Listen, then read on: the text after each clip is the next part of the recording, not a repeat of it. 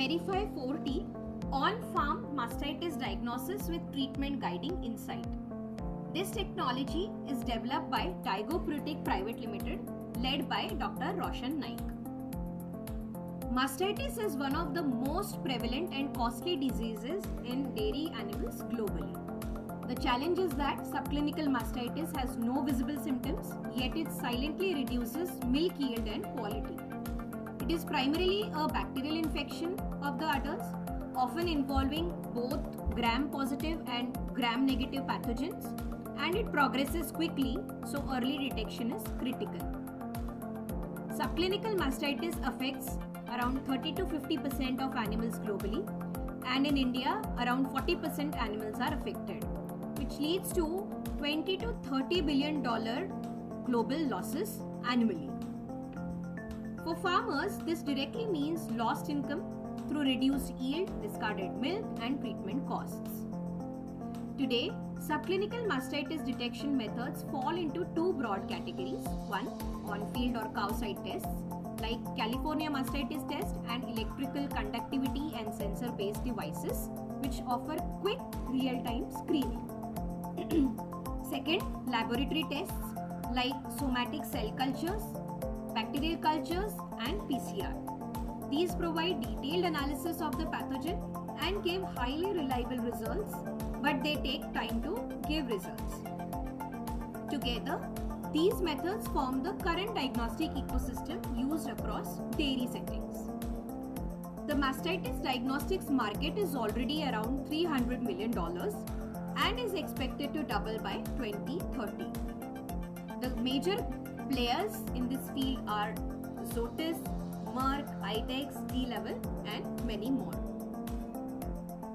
The limitations of on-field solutions for detecting subclinical mastitis are, on one hand, we have California mastitis test, which is a low-cost test, most widely used test, but it requires reagent mixing and subjective visual interpretation is done.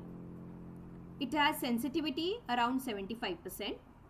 On the other hand, we have devices like Draminsky mastitis detector, which involves high upfront cost ranging from 25 to 40,000 rupees. It requires device handling and calibration. It shows similar sensitivity ranges as shown by CMT.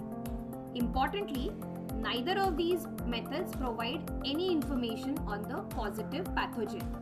This leads to a key unmet need. The dairy industry requires a rapid on-field diagnostic that not only detects mastitis early but also guides treatment decisions. Why this matters? Treatment depends on the pathogen type. Gram-negative infections are often self-limiting and may not require antibiotics. It enables targeted therapy, reducing unnecessary antibiotic use, and it minimizes antibiotic residues in milk, ensuring food safety and compliance. This is where Merify 4T comes into picture. It is a simple colorimetric test strip that delivers results in just 2 minutes. The strip uses a multi-parametric biochemical approach. It contains multiple reagent zones. Let us look at those. The first zone is the pH indicator, which is bromothymol blue. It is sensitive to pH changes. It captures subtle changes and shifts in milk chemistry during infection and adds sensitivity to early stage infection. The second zone gives gram-positive bacteria signal based on homolytic activity of gram-positive bacteria. Hemoglobin reacts via peroxidase mediated reaction, which causes color change in the chromogenic substrate present on the strip. It indicates gram-positive infection. The third zone gives gram-negative bacteria signal. It detects nitrite production. Many gram-negative bacteria convert nitrate to nitrite. So nitrite reacts with reagents and gives distinct color signal. Last zone shows somatic cell activity or inflammation. If there is infection or inflammation, white blood cells are present in the sample. These white blood cells produce an enzyme called leukocyte esterase. The strip contains a substrate that reacts with leukocyte esterase and causes color change, which indicates presence of infection or inflammation. How does it work on the field? Milk sample is applied to the strip. You have to wait for some time. The strip contains multiple reagent zones as described earlier. Each zone reacts with specific biomarkers, and within 3 minutes, color changes appear. Then one has to compare the test strip with the reference range given in the manual and deduce the result.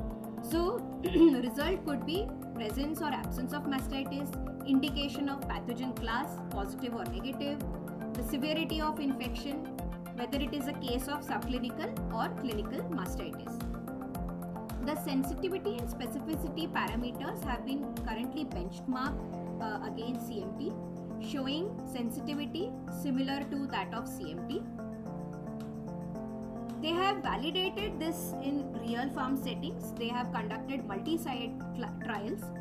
In one of the large-scale farmer program which covered more than 3,500 animals across various villages, they were able to identify 43% subclinical mastitis prevalence through early detection.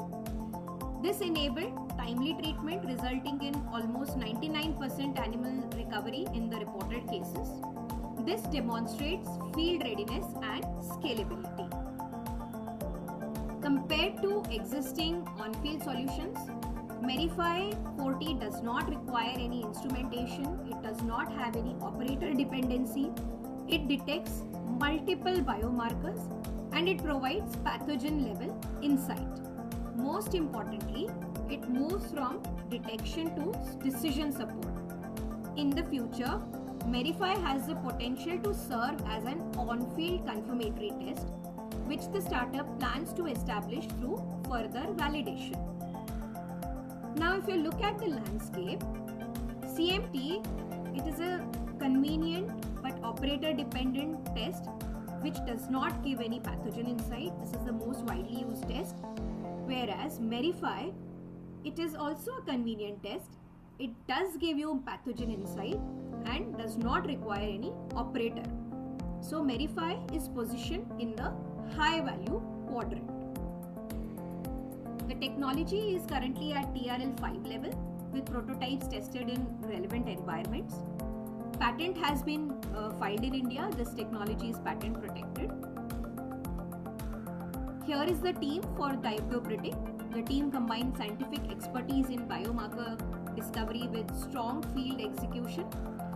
The team is led by Dr. Roshan Naik with more than 12 years of experience in research and development. He is supported by his co-founder and supported by experienced paravets. The team has already reached more than 5,000 farmers and have managed more than 1,000 cases, demonstrating strong on-ground traction and scalability. Here are few pictures from DygoPredict facility and the trials that they have conducted. Going forward, the focus is on strengthening validation and preparing for scale-up. They plan to conduct benchmarking studies against gold standard bacterial culture methods and somatic cell count, and generate robust data on sensitivity and specificity through expanded validation studies. They're asked, they want to undertake further validation work with right funding partners. They are also looking for industry partners in animal health diagnostics for doing the technology licensing. Thank you.